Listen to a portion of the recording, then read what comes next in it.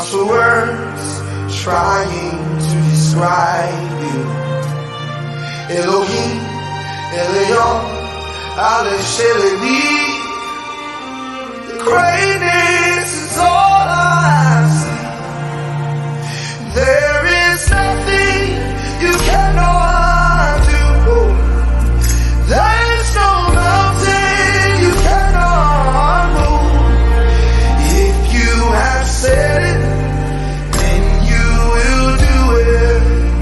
'Cause you have a track record of keeping your word, and you're not about to stop doing it now. All over my all over my should be one of should be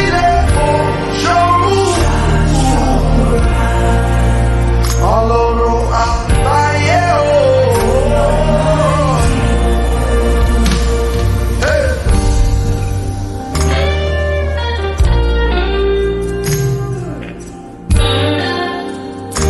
you are mighty,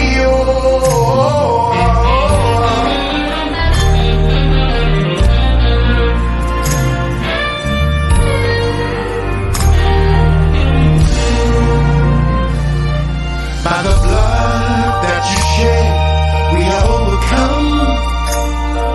This ties that are created for life, Then you gave us the right to your holy name. Yeah, the center of power and strength. There is nothing you cannot change. There is no bondage you cannot break. If you have said it, then you will do it.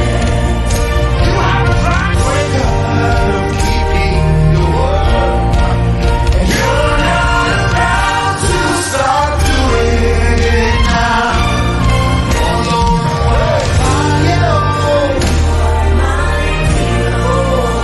All over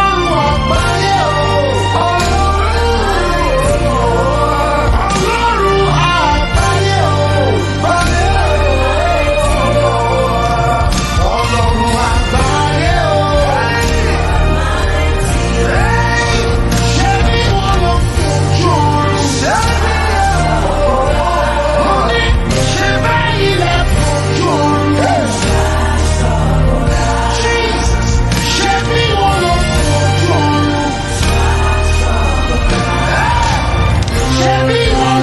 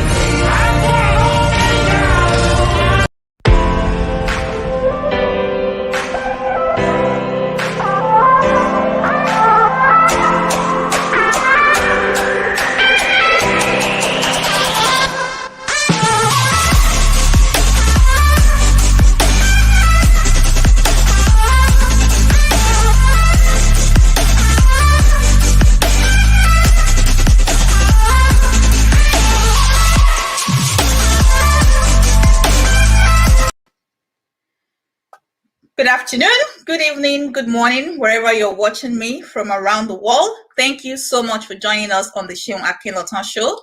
This is where we spark meaningful conversations on a range of life topics from leadership, career, business, family, and sometimes even politics.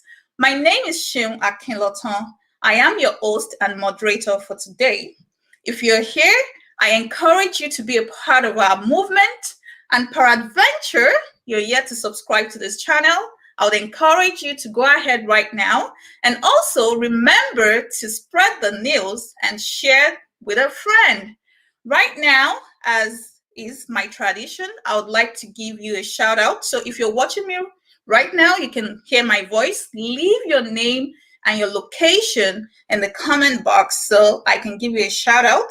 And just in case you're wondering what we'll be talking about today, our topic for today is finding life after a divorce. And we have a very special guest. Her name is Omotola Osinowo. I'm going to introduce her shortly, but I would like to give you all a shout out before we get started. Welcome to Tolulope Shoboyejo. Welcome. Kaya is here from London, or Kaya London. Aderonke Adepoju from London. Thank you everyone for tuning in. You're in for a great time as we deliberate and we hear Omotola's story. Lola Ohiro from UK, Omotola Ogunjobi, that's my sister. Thank you all for tuning in. I'm going to read Omotola's profile so that we can get started. Omotola is currently the head of compliance and MLRO Pepperstone Capital Markets for Middle East and Africa.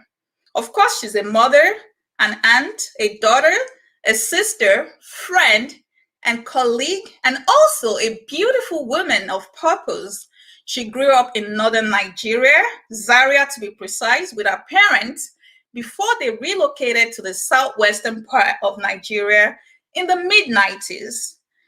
Omotola holds a bachelor's degree in economics from the University of Ilorin and a master's in financial economics from the University of Greenwich, London. She also obtained a master's degree in law, BPP University of Law, London. Omotola was married after a relocation to London and divorced after a few years. Career-wise, she has worked at GTB Asset Management Startup, and then she also worked at Merrill Lynch, Natixis Investment Managers, MFS Investment Managers. In 2019, this amazing woman was headhunted to work for Pepperstone Capital Markets in Dubai, where she currently resides. At this junction, I would encourage you all to, give her a clap. I'm going to bring her in, and then we're going to get started. So welcome, Omotola Osinowo. Hi, Omotola. Hi, Sheil. Hi, everybody. Thank you for having me on your show. It's an absolute pleasure having you on board. So how are you feeling today, and how is the weather over there in Dubai? You don't want to know about the weather. I think it's about 48 degrees today. When you say 48 degrees, do you mean centigrade or Fahrenheit? Celsius, centigrade. Yes. So it's that is melting. I don't think I can survive in that weather. Yeah, so it's very hot. I feel really good being on your show. Slightly nervous, but excited about the conversations we'll have today. Okay, that's fine. Being nervous is a normal reaction, but guess what? This is a relaxed conversation. We're here to learn. We're here to share our experiences, and hopefully someone in the audience will pick something from your story and be a better person for it. So let's get started. You were born and raised in northern Nigeria, which I announced when I was reading your profile. What type of family setting did you grow up in, and what did that experience teach you? Thank you, Sheil. So I grew up in a really, loving family. My dad, who at the time was a university lecturer at the University of the Ahmadu Bello University in Zaria. And then there was my mom, who was also a teacher at the secondary school at the Ahmadu Bello University. And I've got one older sister, one younger brother. So it was a very close-knit family. Lots of fun, lots of fantastic childhood memories. I was a member of the Girls Brigade at the Anglican Communion at the time in Zaria. At the same time, because I'm from quite a mixed family, we'd have family members who are also from, on the Islamic side. So we'd go for lessons with them to learning the Holy Book, and also mixing up with friends, lots of sporting activities. But it was fun times in Zaria. Zaria was one of my favorites, always will remain one of my favorite childhood memories. So are you saying you can read the Quran in Arabic? I do understand a little bit of Arabic, not Oh, that that's much. interesting. To recite my prayers, I'd recite my prayers very fluently. And, coincidentally, I'd moved to an Islamic country where Arabic is a must to learn. I know. That's a good experience. I was actually reading your your dad's book. I think you just released a new book, and I got to understand that Islamic part of the family. And I think he also knows like Arabic, and he went to the mosque. And okay, that's beautiful. That's beautiful. I also have a mixed family. I guess most Nigerians have this mix of Christians and Muslims. So that is beautiful. So let's talk about your relocation to the southern part of Nigeria, Ogun State to be precise, midway through your secondary school. I remember back in the days when you joined in SS1, that senior secondary school one, where you had to blend in. What were some of the cultural shocks that you experienced, and how were you able to navigate those times? It was a very, very exciting time, really big culture shock for us. We'd moved from a part of Nigeria where was entirely culturally diverse from the southern part of Nigeria in terms of the language, in terms of the way people dressed, in terms of even food. So it was a huge culture shock. I think the first big shock was language. I mean, we'd moved to the southern part of Nigeria only able to speak English and Hausa language. So not understanding when every other girl in school spoke Yoruba. And one of the teachers at the time started to call my sister and I Mala. Instead of saying Tolu or Tola, she'd say, hey, I'm Mala Eda. And it was just extraordinary for us. And understanding, the different ways of greeting. We had to kneel down for everybody, which is quite different. We kind of stooped down in the northern part. And the language barrier, I think, was the biggest hit for us. But now you speak Yoruba fluently, right? Oh, yes. I picked up Yoruba so well compared to my siblings. I think I speak Yoruba the best. Yeah. That's great. So let's talk about your college. College in this case is also the same thing as university for those of our audience that might not know. So your college, you studied economics, and after graduation, you moved to the UK. What happened after you moved to the UK? Graduate school, marriage? Yes, so I studied economics at the University of Ilorin, fantastic university, met some of my lifelong friends at the University of Ilorin. And soon after my National Youth Service in Niger State, I moved to the UK to continue my education. As the daughter of a professor, I think there were no questions asked. Yeah. You finish one, you start the next one.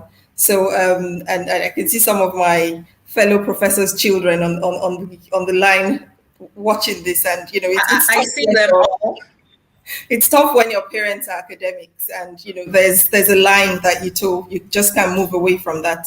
And so I moved to the UK in 2004 to the University of Greenwich to study financial economics. And at the time, I had met my then husband at the time, and we got married almost immediately. And so it was marriage, and getting into marriage and still being in school, and then having my daughter, and then starting work. So yes, it was an interesting transition without proper preparation, I guess, but really exciting times as well. Okay, so you met your husband, your then husband, in the United Kingdom, right? Did you ask where I met him? Yes. Oh no, I met him while I was at the University of Ilorin. He was a cousin to a friend of mine at uni at the time. Oh, and so okay. we became friends, and he was already in the UK before I then moved for my master's. And don't ask me if I'd moved because of him.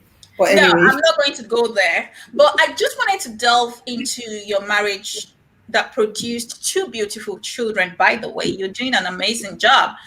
At what point did you decide to end that relationship? that's an interesting question. I think nobody ever goes into a marriage with a divorce date set to say, all right, I'm getting married today. And in 4 or 5 or 10 years' time, the action plan is to get divorced. Like any normal human relationship, you go into it with excitement, with joy, with anticipation. And that also was the same for me. So, that there was never a point in time that the marriage had an end date in sight.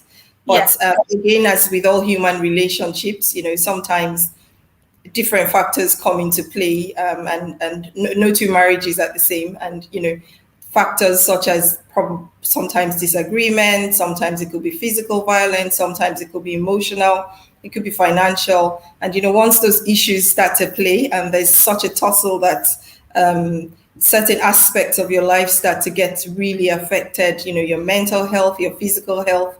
I think, some of those factors did come into play. And at that point, we both just felt that it was the best course of action. Wow. So you got married in the United Kingdom, right? Yes, I did. Yes. Great. All right. So, like you said, no two marriages are the same, and nobody goes into marriage with the mindset of leaving after a few years. So, definitely something strong. You have your strong reasons, or both of you have your strong reasons why you left, why you ended that relationship. So, let's talk about single parenting, because I know that this is a tough issue. It's not easy to raise children. I personally have said that parenting is one of the greatest struggles that I have in life. And before I became a parent, I've always said that, whatever I do, I succeed. I have that mindset that there's nothing I cannot conquer. But so far, parenting has been very challenging for me. And I'm just wondering, being a single parent will be really hard. This is especially true because of the psychological, emotional, and more importantly, financial issues that come with being a single parent. Omotola, you seem to have done this seamlessly. How were you able to deal with all these pressures from being a single parent? So Shemo, I'd be, quite honest on this program. The word single parent grates on me. The word single mom, I cannot stand to hear that word because, a mom is a mom. We don't say married parent or, adoptive parent. A parent is a parent. A mom is a mom. So I'd never refer to myself as a single mom. And because, I'm a mom, I've got my support network. And my children have a father, so I'm a mom, he's a dad, and their children. That's what there is to it. But the absolute truth is that marriage is hard, divorce is hard, and as they say, you pick your hard. So I think the moment when I decided to pick my own hard, I had to face the harsh realities that would come with picking the hard, being divorced. And I think one of the first shocks you get is your support network kind of crumbles. So, you have your circle of friends. Most of you are probably married, have kids, and suddenly you're the only one who's divorced or separated. So you don't fit into that circle again, The first thing you notice is, you don't get invited to those couples evenings, and you don't get invited to certain environments. And, where you have a community, a religious community like your church or your mosque, sometimes that support network also collapses. So in my own situation, it was a case of, oh, wow, I'm alone. And, I had fantastic parents, fantastic siblings, close friends who would still call me in the middle of the night to say, Tola, you've been quiet. How are you? And I think that word, how are you? It's such an easy sentence. How are you? But how often do you ask anybody, how are you? Like, really? Truly, how are you? And, for those who asked, how are you? I owe them so much gratitude because it gets to a point where you then realize that you almost need to recreate yourself. So first of all, I went off all social media. So I think those were the years when nobody knew where I was. Nobody could find me. I changed my number. All of you that I had on my BlackBerry Messenger chat, I just were looking for you. Like I was calling 911. Where's this lady? Where's it? Where's she? So, I dropped off social media, I changed my number, I moved houses, and I just decided that, right, girl, you've got this, and you need to focus on your kids. And those years were tough. So, there's no glamorizing divorce. I say marriage is hard, divorce is hard, but the hardship in divorce, it's a tough process. It's not something that I'd wish on an enemy if I had one. It's a very tough process. It's mentally tasking, it's physically tasking, it's emotionally tasking, it's financially tasking, most especially. And you either own your, I'm not sure I'm allowed to swear on this, but you either own your situation and live with it and decide to make the best of it, especially for the sake of your children. So I know that we talk about making sure that you're connected to your children, making sure, because for a child it's very hard. We talk about ourselves and myself now, but going down to the children, it is very hard for a child to see that one parent's gone and they're probably having sleepless nights thinking, is the parent who's left also going to leave? So, being able to be there for your children emotionally, making them know that you're not going anywhere, we're in this together, and we'll make it through somehow. Oh, wow. That is beautiful. So, Omotola, I'm going to follow up on something because I think it's really key, especially for people that might be walking in similar shoes as you walked a few years. And that is the issue of raising these kids. So, did you at any point in time sit down with the kids just to explain to them that, okay, this is just for a season, mommy is here for you emotionally? Because there are some things that, like you said, they are probably staying awake in the middle of the night. How were you able to explain things to them in a way that is relatable to someone that might be going through similar things right now? And not only, let me also add, it's not only people that are diverse. Some people are actually in marriages whereby, well, maybe let's use the word cohabitation. So they're under the same roof, but then the dad is disengaged. So how were you able to navigate this very delicate situation? That's a good question, and I think the question also depends on the ages of your children at the point where Okay. you're going through. So I was lucky enough to have a baby and a child who was, just about turning 6, 7. So, my older one was a bit more aware of what was going on, and she had more of the questions about what was going on. The younger one had no idea. I mean, all he wanted to do was eat and sleep. But with my older child, I think it was very important for me to have conversations. So up till now, I have my 30 minutes daily catch up with both my children.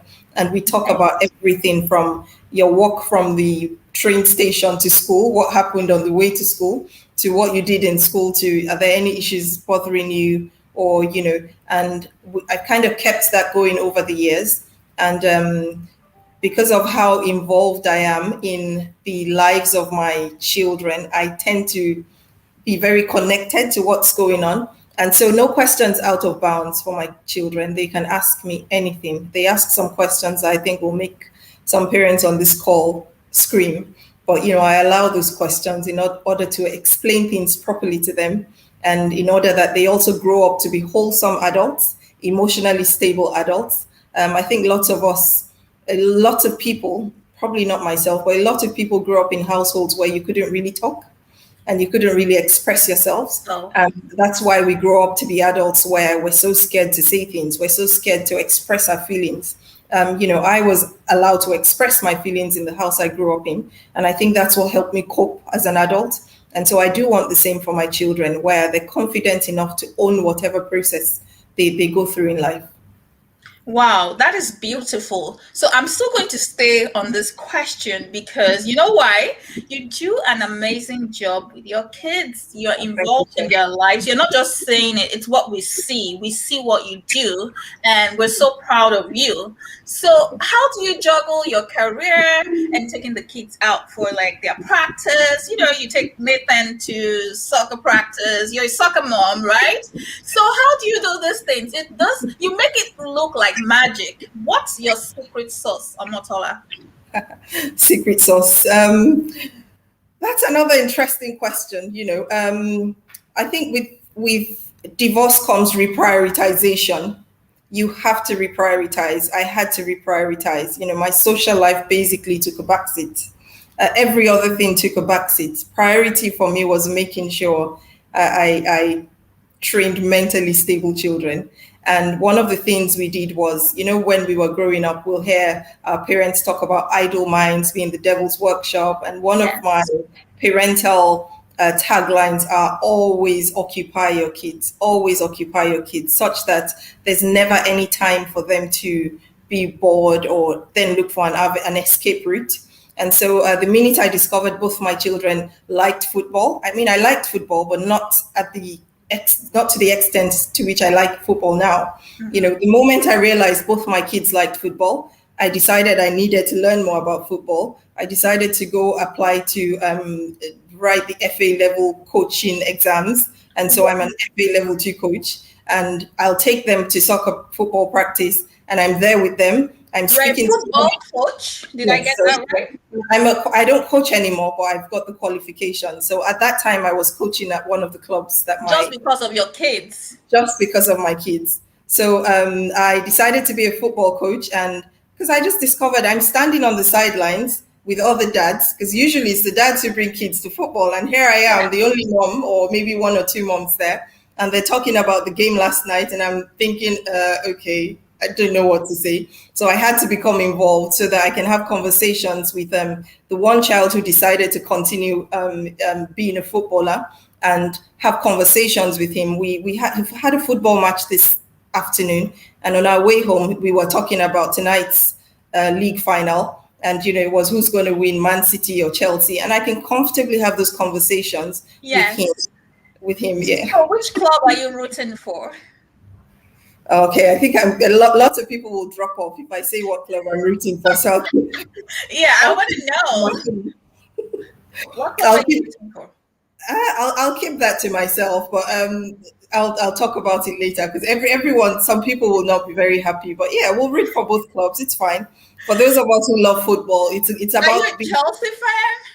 Someone is saying Chelsea. Okay, you talk about it. I'm wearing neutral colors today, so I could either be for either side.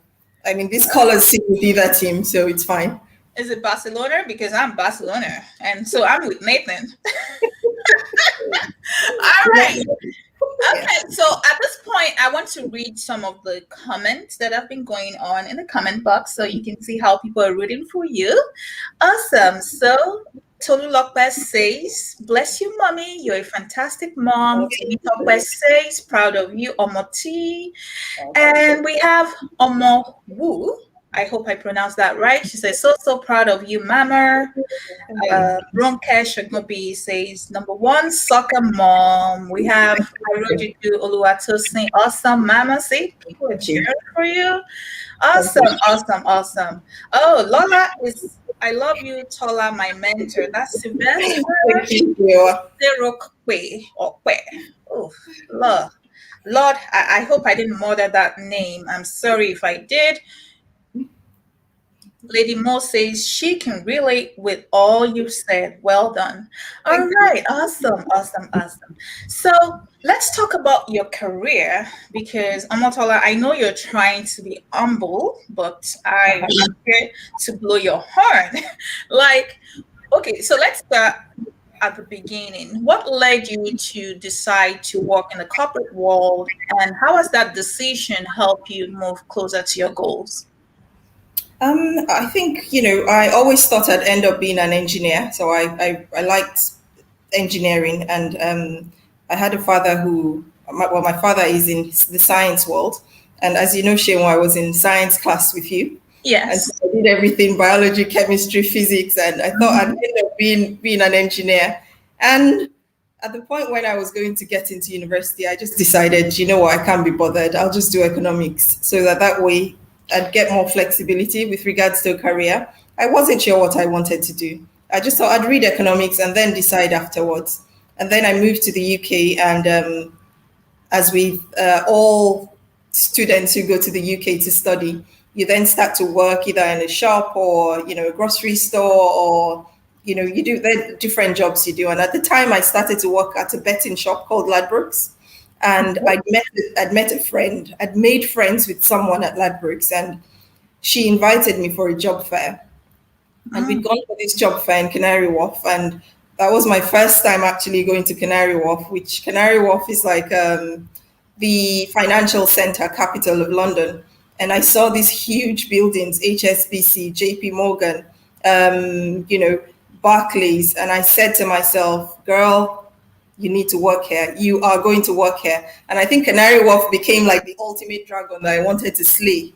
I just thought I need to work here. I want to wear suits like these people. They haven't got two heads. I'd like to work in the city. And then that's where the drive to become, to work in the corporate world started. I then started to look at different options within finance. So I started in operations, investment operations, and then moved on to research, because I thought, oh yeah, I'd be a research analyst as well. Then I found out I needed to do the CFA to succeed in that. And I thought, that's a bit too much for me. And I then got headhunted to work for a startup in Nigeria.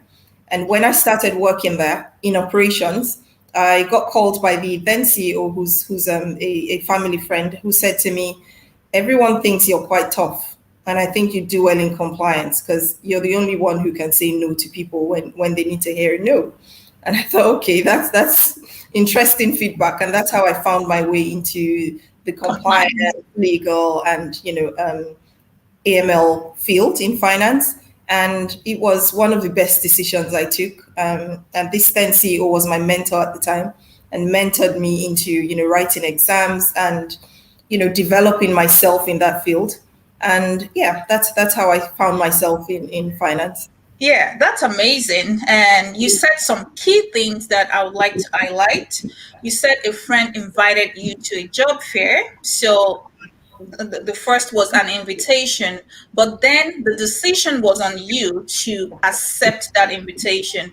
A lot of us are probably introduced to opportunities, but we don't accept that invitation. But Omotola, you decided to accept that invitation, and then something happened, something connected with you when you got to that location. You saw all the skyscrapers, you're like, wow, I could be here. You saw yourself there. So sometimes we are surrounded by opportunities, but until we see ourselves there, we might not even get there. And then from the feedback that you got from your family friend, deciding to go into compliance, and here you are today doing well. And you said they have no two heads. So anyone might be watching me right now.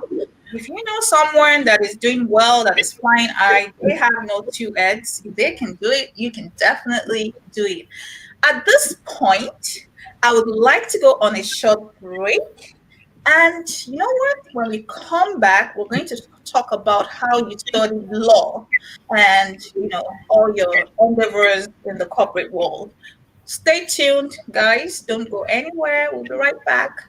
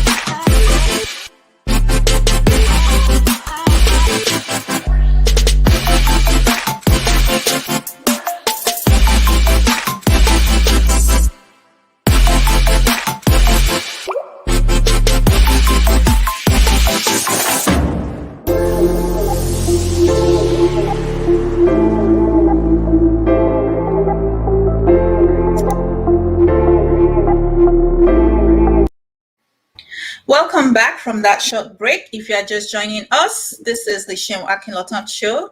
My name is Seun Akinlotan. I'm your host and moderator for today. And with us today is Omotola Osinowo.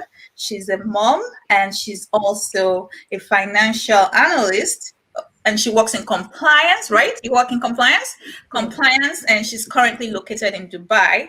So we're talking about finding life after a divorce. So now, Omotola, welcome back. So from being an economist to becoming a compliance personnel, at what point did you decide to study law? Because it's like you just flipped the old script. Right. So thank you, Sheil. So I do like a challenge, and every situation I find myself in, the question I ask myself is, how can I improve on, the level of work or my personality or anything? How can I be better? Not just for anybody, but for myself. How can I be better? And I worked in compliance for a couple of years and discovered that lots of the work I was doing in compliance was more on the policy side. So the government would bring out new regulation in relation to financial services, and then I will have to then interpret the regulation into controls and policies and procedures. And this meant being able to understand the letter of the law. And I found myself always needing to go to the legal team to say, oh, can you please explain what this statute in the law means? Or, can you explain what this section means? And with time, I found out, what, I can actually interpret this myself. But as it works in finance, you do sometimes need a law degree to be able to validate some of the decisions you make if you work in the second line. So we call the second line risk, compliance, audit. So you're basically checking what the first line does and making sure that you're protecting the firm from, any enforcement action or breaches or, any negative eventualities that might arise in the course of the financial activity, service activity that you're providing to the public. And so at that point, I thought to myself, I'm not sure I want to become a lawyer yet, but I do think I need to study law, financial law, so that I understand the origins of finance in the UK and around the world.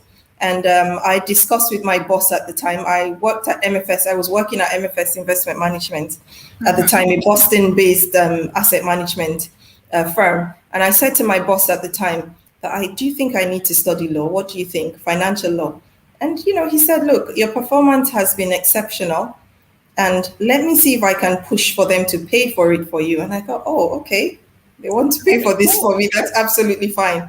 And 2 days later, he sent me a text message saying, I've got fantastic news for you. They've decided to sponsor your LLM in financial law. But I also asked for myself, and you've challenged me to also go study risk management, because he wasn't a risk. He had no background in risk. So we decided to challenge ourselves, my boss and I, and say, right, we've got 2 years to do this. Let's go back to school to study. But it wasn't easy. So I'm not going to glamorize this for anybody. It wasn't easy at all, because I had to sort the kids out for school and then go to work and then go for night classes and then rush back home when they're back in bed. So it was a very tough 1.5 years, but it was worth it in the end. Wow. So, Omotola, I'm seeing a trend here. I'm seeing a trend. I'm not sure maybe other people have told you in the past. So you're this type of a person that if you see something lacking, you're always looking for a way to fill it in. At first, when I talked about the kids, you said that you didn't want them to be idle and they took an interest in football. And then you started to become a coach. Like, who does that? Now you get to work, you're trying to interpret, you don't want to get your company in trouble, and then you're like, okay, I can actually study law. That is amazing. So I'm not sure if you've noticed that trend about yourself, but it's a trend that I've noticed during this conversation, and I think it's something that should be emulated. And just the fact that you had the boldness and the courage to walk up to your boss to ask that, do you think I can study law, and having your company pay for it, that is absolutely fantastic. And I just wanted to encourage anyone that might be watching right now. See, or sometimes all you have to do is to ask for what you want and you will get it. And she's also saying that she's not going to glamorize this. It was hard. Yeah. I mean, that adage that says that if you want to eat the honey inside the rock, then you wouldn't look at the the mouth of the axe or whatever. I hope I translated that right. So I'm going to read some of the comments that we have because I want you to see. Kaya says, love the journey. Tola, it's pretty impressive. Uh, she's always funny.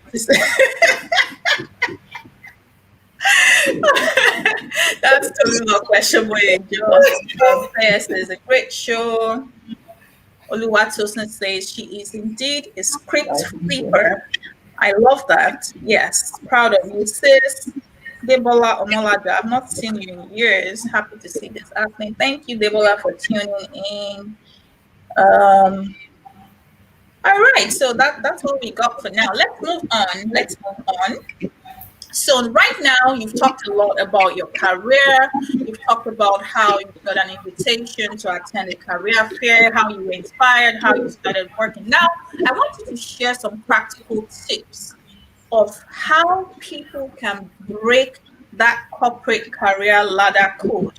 How can people get into corporate organizations and work their way up, or even get their foot in the door? Because it's not easy. There are so many people that apply, but they never get a call back, let alone getting an interview. So you have done all this, and you have quite a number of years of experience. So please do share some practical tips with us. Maybe someone is on here right now. Maybe that person is about to make a career decision. How can they go about this? Do you have practical tips that you'd like to share with us? The corporate world is intimidating. It is scary. You walk into the city of London and very few people look like you. So for a few of my friends and former colleagues who are watching the show now, we know what the city of London looks like. And it's the same in most cities in the world. You walk into these environments and very few people look like you. And it's not just a gender debate, it's also a debate of, some of us didn't go to Ivy League universities, for instance. So it's not like I went to an Oxford or a Harvard and that alone opens the door for me. I think most of us learned these things so much later in life that the university you go to matters, the secondary school you go to matters.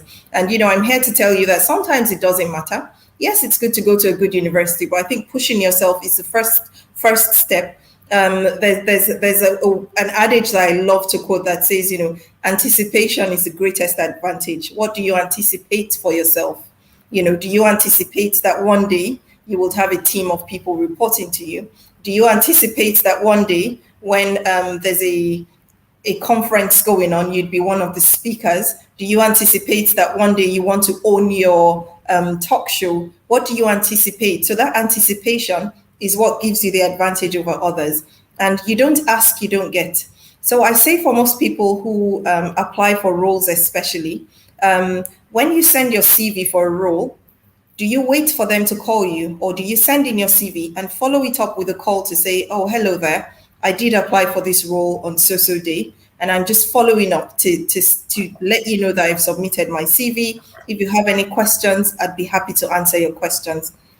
I have lots of recruiter friends, and they tell me only the people who call them get a call back. Wow. That's one of the realities of applying for roles. And also, people say to me, oh, I haven't got a British passport. Why would I apply for a job in Dubai or in England? I may not get it. I have tons of friends who've applied for roles on LinkedIn from Nigeria, and they get the jobs. You don't ask, you don't get. So, you don't ask, you don't get. You don't ask, you don't get. You don't try, you don't know. For someone who says, should I do a master's and MBA now? I'll be done in 3 years' time. The deal is, in 3 years' time, whether you start that MBA or not, the 3 years will still come. Yep, absolutely. 3 years will happen. So, do I want to, it's the same with every other thing. Like a lot of us struggle with exercise, for instance. I want to lose weight by next year. Whether you lose the weight or not, next year will still come. So the time will still pass. I'm anticipating, do I really want to do a PhD? Maybe I should, so I can retire and be a lecturer like my father. 5 years will come and I'll still look back and be like, if I had started, I'd have finished by now. And there are lots of opportunities for those who want to go back to school. Find a phd.net. There are lots of research institutes and universities that are actually looking to pay for people to study certain things for them. Now, these might not be things you want to study. Like some of the subjects are the most mundane, like maybe communal living, for instance, and they want someone to do a PhD in it. Why not? If you've got the time, they're going to pay you for a studentship, apply for it. So I'd always say that the challenge is within you. There's always not going to be enough time. There's always not going to be enough money. There's always not going to be enough of something. But within the situation that you're in, you can still make something happen either way. Wow. So you're saying push yourself first. And I think something you said is instructive. You might not have said it exactly the way I am going to say it right now, but you said that you can actually be in Nigeria and apply for a job abroad. So now you are telling us that location is not a barrier, because that's a big thing that a lot of people use and say, oh, you know what? I'm in Nigeria. I didn't go to Ivy League. So you are telling us that you didn't go to Ivy League, for instance, and you have access to all those things. So push yourself. Anticipation is the greatest advantage. I need to print that out and just put it on my wall in my study. Anticipation. Where do you see yourself? How do you view yourself? And you also said something. You said that the corporate organization can be intimidating. Do you have any tips that would, help people build their confidence when they get into this environment? Do you have any tips for confidence? Like just walk in the door, your hands are shaking. How do people build confidence and, to feel less intimidated? There are normal ways to build confidence. Some of those will be watching TED Talk, learning how to talk, how to answer questions. I say diction and language doesn't matter, because you have Chinese bosses who can hardly string an English sentence together. But then, so sometimes the excuse of, oh, my English isn't too perfect, that's just an excuse. A Frenchman doesn't care that his sentence makes no sense to you, or his sentence isn't clear, as long as you understand what he's saying. So I think, lots of us who are from Nigeria and Africa just need to be careful not to put ourselves down because of all my accents, and I'm not sure I fit you fit everything, honestly. And the other thing, some of the more practical ways to boost your confidence. There's one that I tell a few of my friends, some of whom are on the call, and it sounds really silly. But I remember those days when I got my first big job in the city at MFS. Someone said to me, oh, just play Nicki Minaj's Starships. Starships are meant to shine, or meant to fly, or something like that. And I put the song in my earphones, and I got down from the coach and I'm walking to work, and I'm hearing this song, Nicki Minaj saying, do you know what?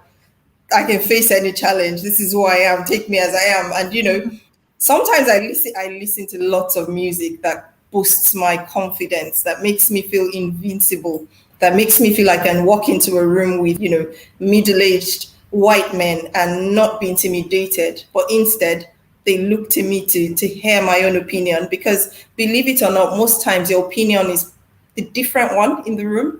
And that's the change that your organization might need. Just looking for. So you can find your own way to boost your confidence, but there's so many ways.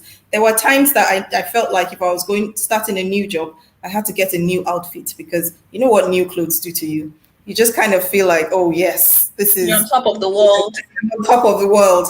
And so there's so many, things that might sound silly ways to boost confidence, but the most obvious ways to boost your confidence would be, learning how to speak in public. It's not a gift everybody has.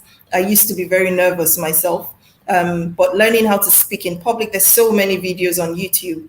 I know Sharon runs, coaching sessions on things like that, starting up, and various things, even from posture, just sitting down. Are you a sloucher? These are simple things we don't think about. But when you're slouching and talking to someone, already mentally, you're feeling a bit intimidated. But trust me, just sitting up and looking up a bit more just gives you a bit of a boost. So there are physical ways of boosting your confidence, as well as, other funny ways to boost your those are great tips. I really wanted you to share practical tips, and I appreciate all the points that you've made, and I would definitely add to that. So apart from listening to music, watching YouTube. You can also read books. There are a lot of motivational books out there, and you can also come up with your own list of affirmation, like I am great, I'm supposed to be here. And one thing that helps me personally is that do your research. Like, if you have a meeting, be the one that you've studied everything. If you study and you walk into that room, you're going to have a lot of confidence. And like you rightly said, your accent doesn't matter, your looks doesn't matter. What matters is what you have, the value that you're bringing to the table. So anywhere you go, if you say, you know what, I want to add value, I want to be that person that when I'm not in the room, people are going to be picking up that phone and saying, are you here? Are you almost here? So definitely there are so many ways that we can build our confidence, and it comes with practice and time. Sometimes I stand in front of the mirror to practice my speech. So that helps to build your confidence as well. Thank you. So let me read some of the comments. Tony Locker says, don't ask, you don't get. Absolutely. This is a simple principle, even in the Bible. Ask and it shall be given unto you. But a lot of us don't ask because we assume that the answer is no. And guess what? When people say no to you, it's not the end of the world. You just accept that feedback and keep moving. Let no be your inspiration. Let it be your springboard onto greater heights. Tosin1 says, you don't try, you don't get. Absolutely. Life with Tommy, a problem solver. Absolutely. That's who Tola is. Like she just goes into that room and solves all the problems. 365. Okay, 365 woman. Yep, that's 100 because I call it Power Songs Beyonce has a feel. Awesome. This is great. I love how this conversation is going. So, Tola, let's talk a little bit about your mentorship endeavors. I know that you are a mentor to a lot of young professionals in London.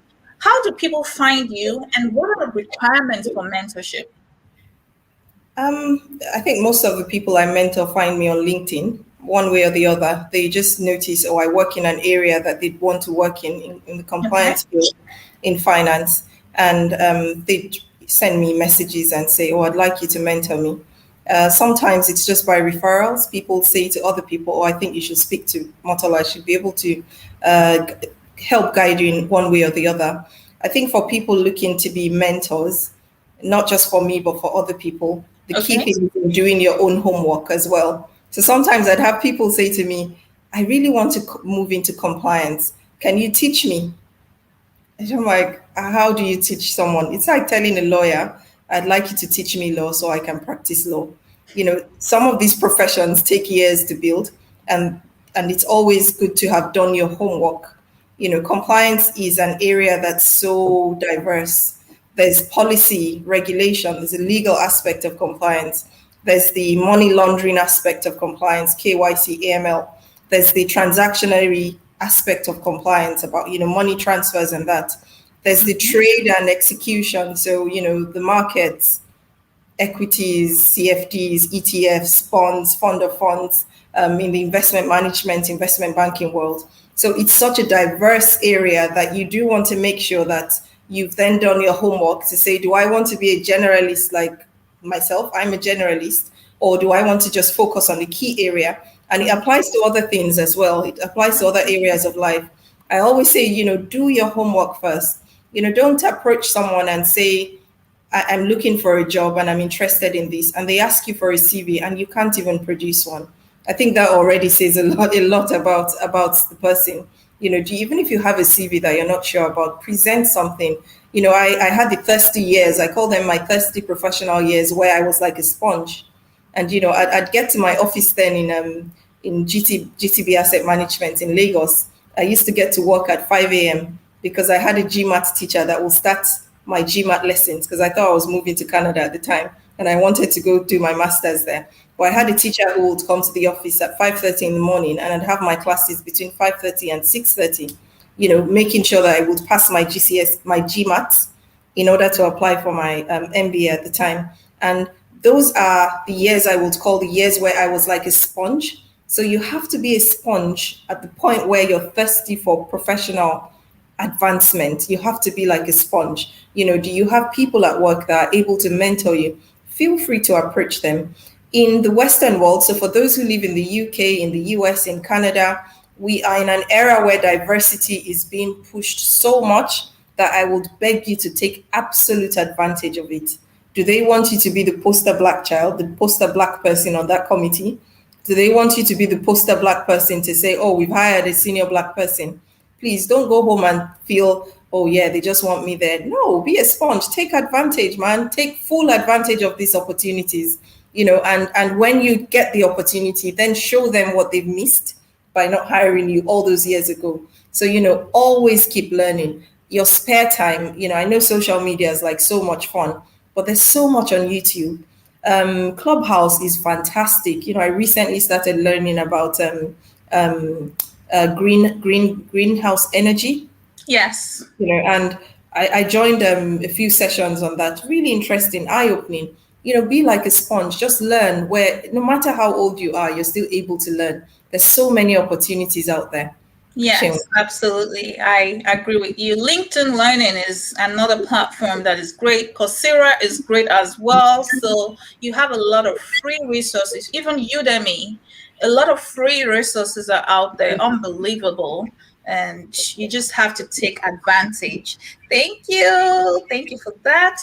All right. So now you said you're a mom. What specific advice would you give to moms out there that are trying to move on with their lives after a divorce?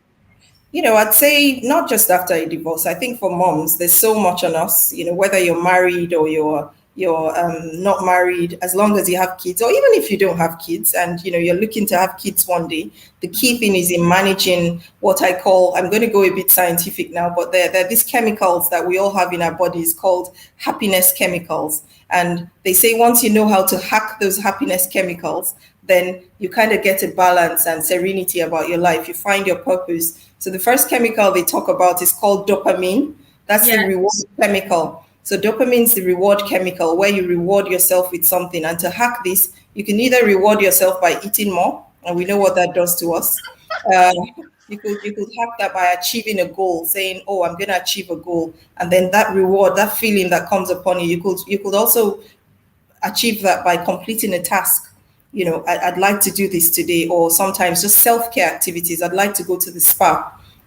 So that's one of the chemicals I talk about as a woman, that you need to have that reward. How do you hack that? There's the other one called endorphin.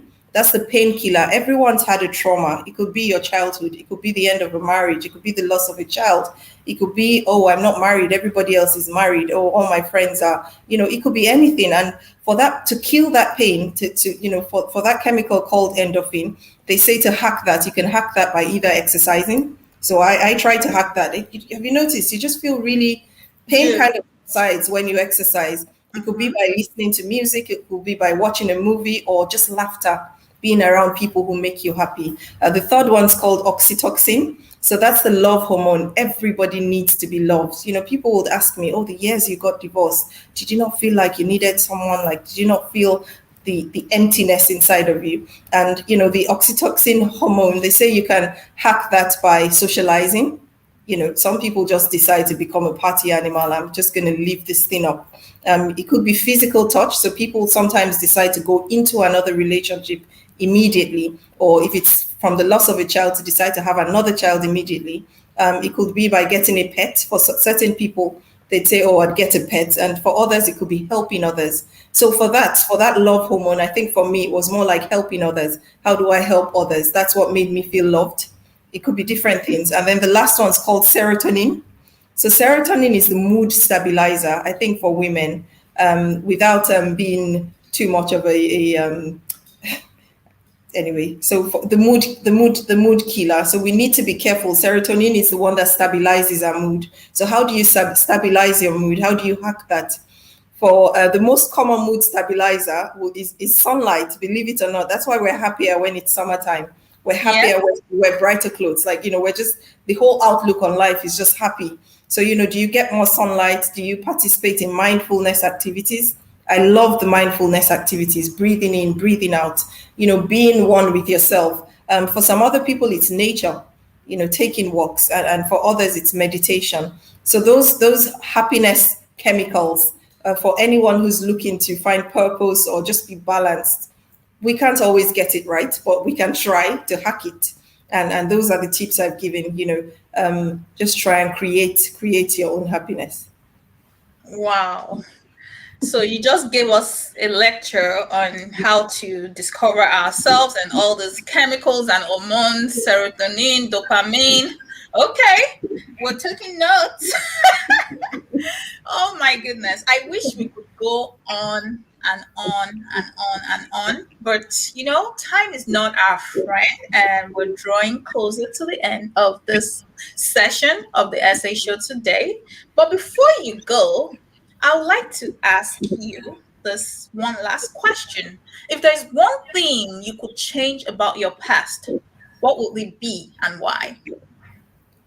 Interestingly, there's nothing I'd like to change about my past. My favorite story from the holy books, be it the Bible or the Quran, is the story of Joseph, Prophet Yunus, as he's called in the Quran as well. And it talks about the trials of Joseph, how his brothers betrayed him, how his boss's wife accused him of wanting to sleep with her. He was thrown into prison. He went through so much, but then in all, he trusted the process, because there's always good that comes out. In the Bible, it does say all things work together for good.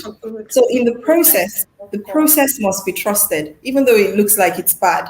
At the end of the day, what's the outcome going to be? Anticipate that outcome. There's a place of patience, there's a place of perseverance, because that all things will eventually work out for good.